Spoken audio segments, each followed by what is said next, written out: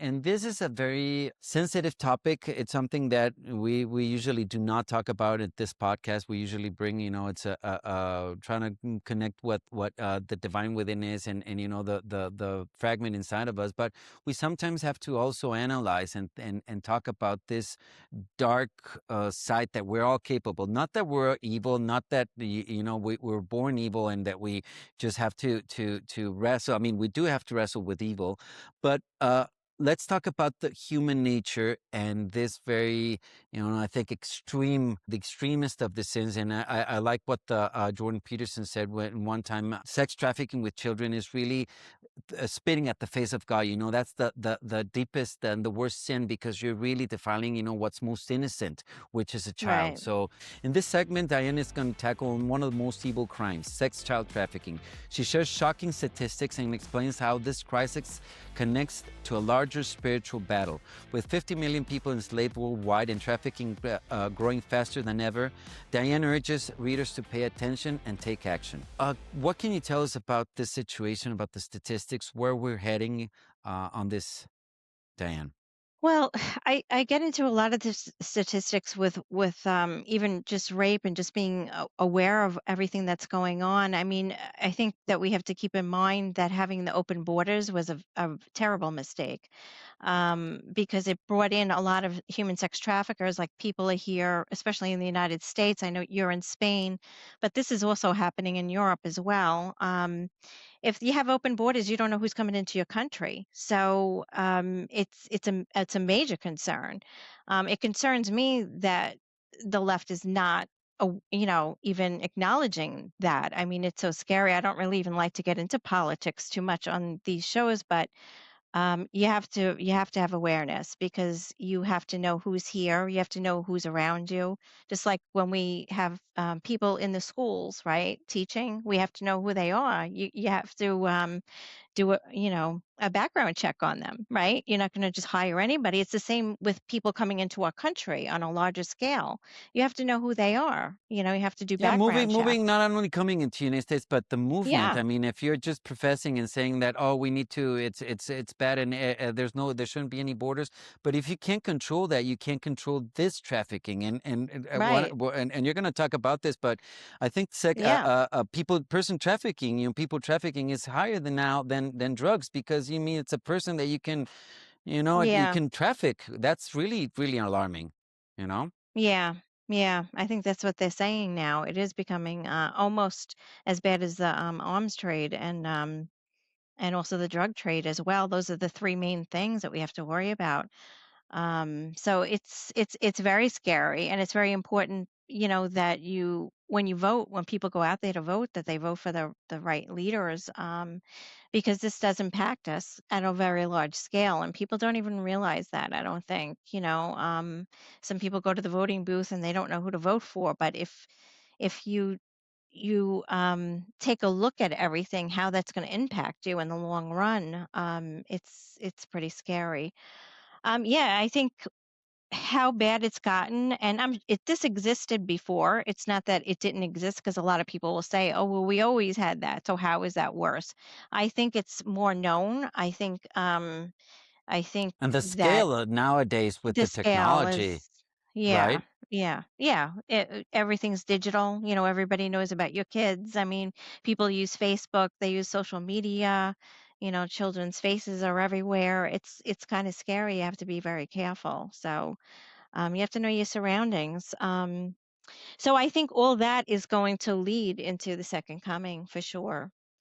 Um, I, I, I like what you're saying. I mean, I'm going to kind of break down what you were saying about open borders, which, like you're saying, is an invitation for chaos. And I'm not, and that's the problem nowadays with the world, that you cannot have a conversation. And like you said, we're not for or against, and this is not a political podcast. Or nonetheless, this is more of a really analyzing and putting all things together. But if you look at it, if you're inviting chaos, which that's what it is when you have open anything trafficking. Why do you have with trade? Why do you regulate it? Why do you do this? Because you want to have have, a balance within the world. And that's the same thing as migration. If you And cannot you wanna have control security. it, Yeah. and security, you invite Yeah. chaos because you're not really, yeah. And what's really alarming or interesting in our times is that, I don't know, want to say false god, but false hope or false liberty. Let's say that word, Mhm. the false liberty that says, oh no, let's do without law, let's do without truth. Nowadays we're even questioning truth. So imagine, once you break down truth and you say truth is relative, then you do not have, this universal law of God really ruling the world. And then you have all these false idols that we, serve, which are governments. And I'm, like, once again, I said, not, I'm not in favor of Mhm. any Right. political.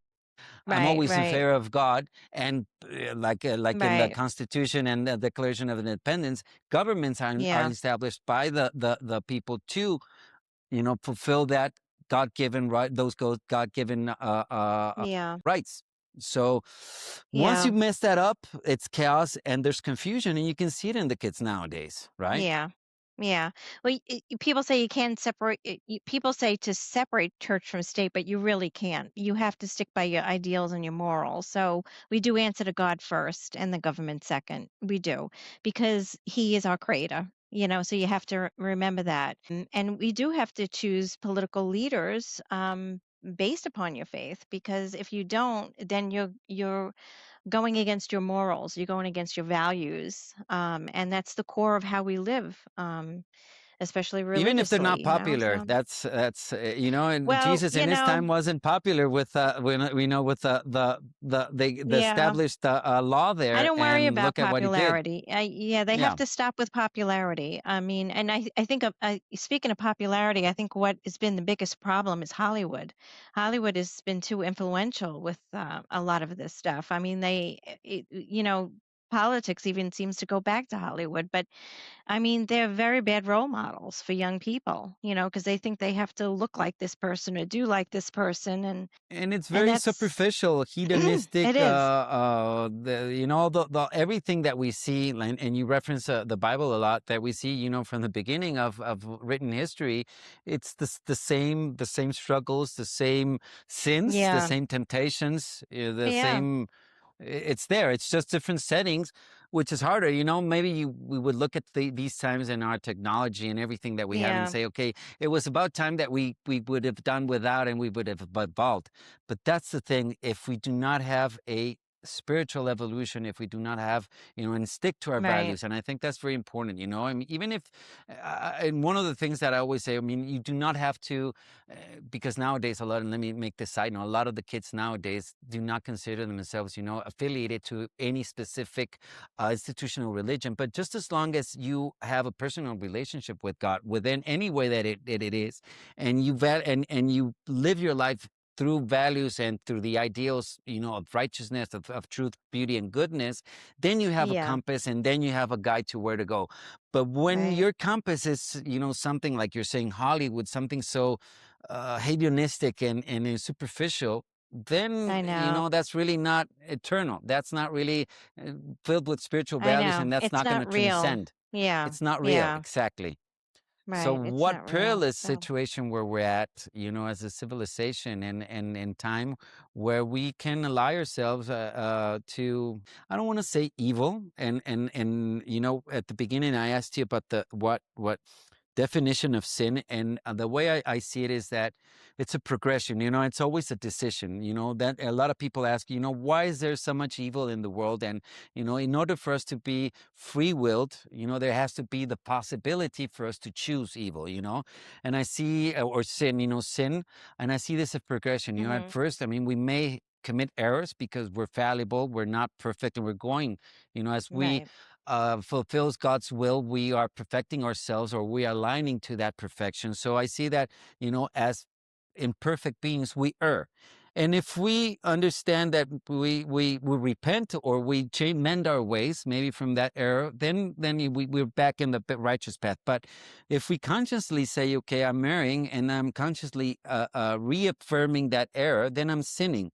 And then if I, make my life, full of sin, then I am, going into inequity, because now everything that is around me, I've created a lie to live that sin, to, accommodate to that sin. And that eventually converts me into evil. That is just renouncing the will of God and aligning to Right. whatever nefarious or personal self-interest, which is in the Right. end the Luciferian model of action. So I like that, Yeah. and how we can, and especially like this, because we always have the choice to mend our ways, even if before we get to pure evil, we still have our ways, and we can see that throughout the Bible Yeah. and throughout Scripture, how a lot of people, really a lot of saints and everybody that's changed their ways in that process. So I just wanted to throw that in and Yeah. get your take on that. Yeah, I mean, we are all fallible. I mean, sins of humanity, they could be from venial to, capital sins to mortal sins, and I talk about that in my book, and the clergy, explain that a little bit further. So venial is, the smaller sins, capital, those leading to the more mortal sins. Hmm. It's when you take action.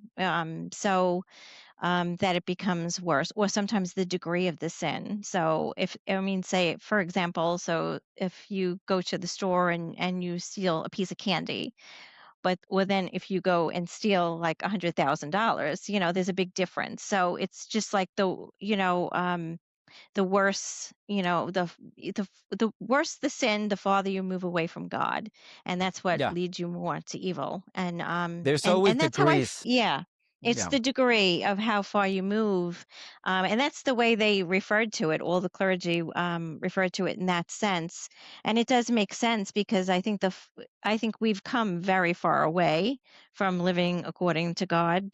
That's why I think we're there. Where and the end times could mean a lot of different things, but I think really rather than using the word end times, close to the second coming, because I think it's in our lifetime. Of course, we have to always be aware of our ways now, because you never know when your last day is going to be on the earth, when we all have judgment. So, but we have to.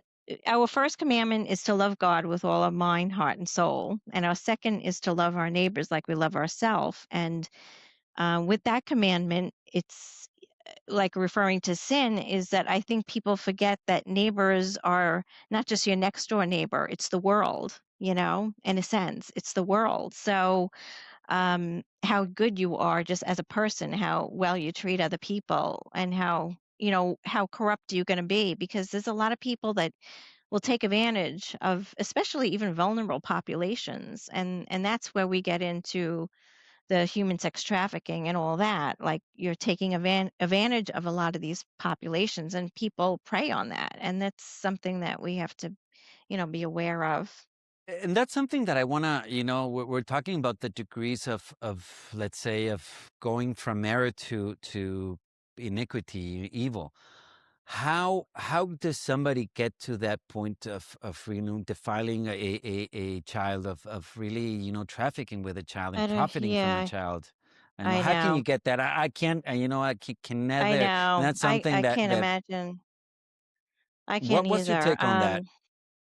Well, I think they must come from broken homes to begin with, and or real evil homes. And evil exists. It's there. I mean, I do think they're tempted by the devil. I think it could be a lot of different things, but I think being in the wrong place, the wrong time. And also, I don't, people like celebrities, in order to have success, they've done a lot of things that maybe were against their nature. Say they were throwing like a lot of money.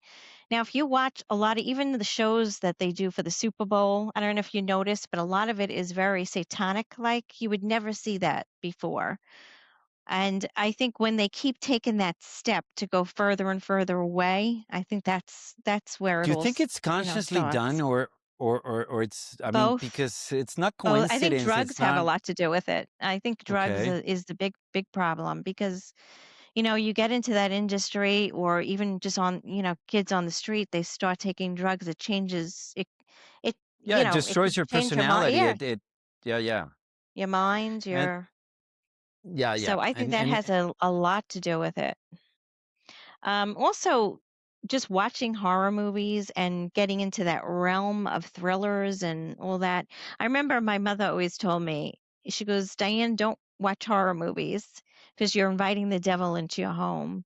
And I really never understood that until I got older. And I'm like, you know what? I think you're right. She's right, well, because it's like an it's your addiction, like thoughts. that It's type your of thoughts. It's the yeah. It's what you your surround thought yourself with. pattern. Yeah, Yeah. yeah, definitely. So, and it's even And people too. If you surround yourself with people that are no good, it's just the basics, like even in school. If you're going to hang it's a out with the negative bullies, you're loop. going to become a bully. So, Exactly, yeah, exactly. It's so yeah, and we see that, and like you're saying, it might be everything gets a high out of you, or not a yeah, high, but it gives you something, even if it's negative. Even sometimes I see energy, not sometimes. Energy is positive, negative, yeah, and neutral. It has charges, but even if it's a negative charge, it's still charged. So that really moves yeah, it. Even if it's negative, it moves you. So the question is, would you rather have something positive move you or something negative move you? And it all begins with yeah, your thoughts, which then turns into your actions, and then those can turn into your right. habits. And the better they are, the more happy you're gonna be. And that's really, Yeah, sometimes we live in these, we have so many technologies. We have the best, I mean, today is the best time to live, medicine wise, technology wise, everything. But still, we're at a crucial moment where we feel the most alone, which is really interesting into what we're going to be talking about in our third segment, which is all about the second coming, the rapture, and all these eschaton theories, mm, myths that we have, and scripture as well, as Diane is going to tell us. So stay yes, tuned. On the Divine Within podcast, we'll share real conversations to help you find a personal connection with God. My goal is to support your faith, growth, and journey toward discovering the divine within yourself. Join us to deepen your faith and spiritual journey.